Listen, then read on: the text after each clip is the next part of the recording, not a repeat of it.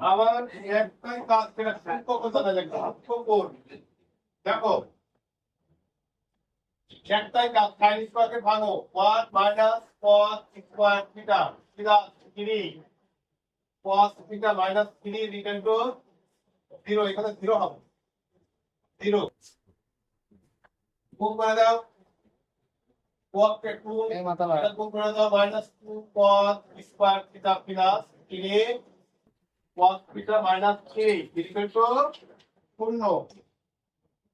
তাহলে minus 2 cos square theta plus 3 cos theta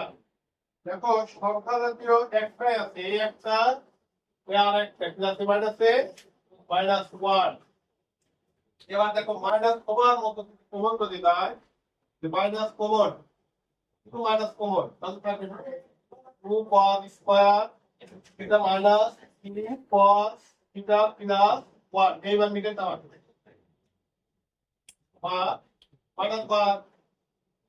এই দুটোর মধ্যে থেকে মিডলটা কি আছে 2 কে 2 তাহলে 2 এর কোন নিয়োগ একটাই 2 আর হচ্ছে 1 এই দুটাই দুটো ছাড়া কোনো নিয়োগ নাই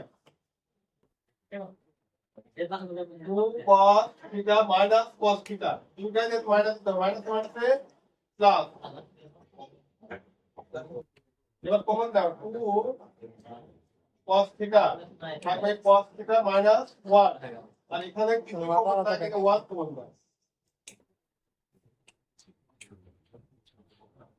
এই দুটার মধ্যে একটা কমন দাও এখন সেম হয়ে গেছে